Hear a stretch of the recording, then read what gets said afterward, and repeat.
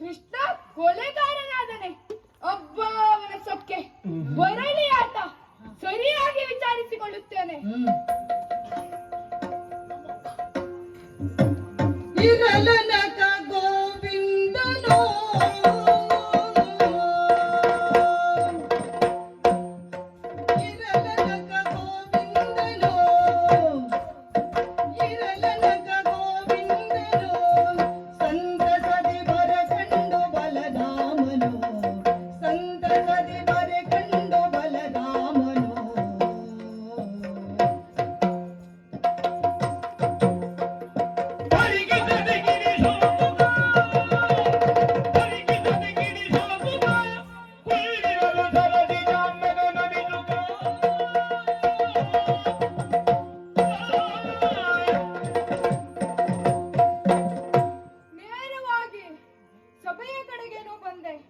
ಬರುವುದಕ್ಕೆ ಸ್ವಲ್ಪ ತಡವಾಗಿದ್ದ ಹೌದು.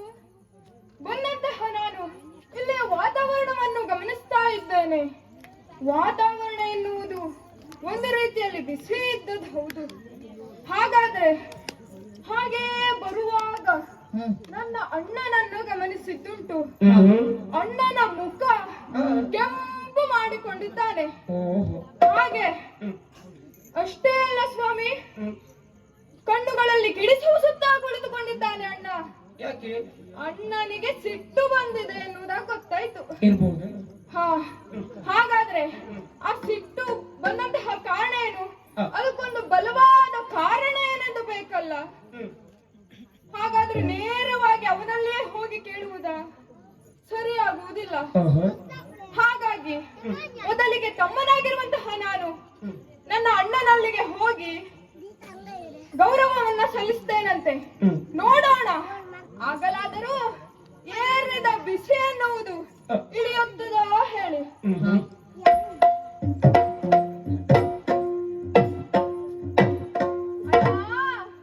ನಾನು ನಿನ್ನ ತಮ್ಮ ಕೃಷ್ಣಯ್ಯ ಬಂದಿದ್ದೇನೆ. ವಂದಿಸ್ಕೊಳ್ತಾ ಇದ್ದೇನೆ ಅಣ್ಣ.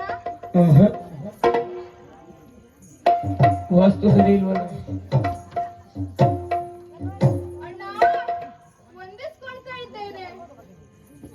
ಅರೆ ಹಾಯ್, ಇದೇನು? ಕೈ ಮುಗಿಬೇಕೆಂದು ದೇವಸ್ಥಾನಕ್ಕೆ ಬಂದರೆ ದೇವಸ್ಥಾನವೇ ನನ್ನ ಮೈ ಮೇಲೆ ಬೀಳುವ ರೀತಿಯಲ್ಲಿ ಉಂಟಲ್ಲ. ಹಾಗಾದ್ರೆ ನನ್ನ ಅಣ್ಣ ಎಡಮುರಿಯ ಬಲಮುರಿಯ ಎನ್ನುವುದಾಗಿ ಗೊತ್ತಾಗ್ತಾ ಇಲ್ಲ. ನನ್ನನ್ನ ನೋಡಿದರೆ ಸಾಕು, ಯಾವಾಗಲೂ ಅದೇನೇ ಸಿಟ್ಟಿರಲಿ ಬೇಸರವಿರಲಿ ಎಲ್ಲವೂ ಕರಗಿ ನೀರಾಗಿ ಹೋಗುತ್ತದೆ.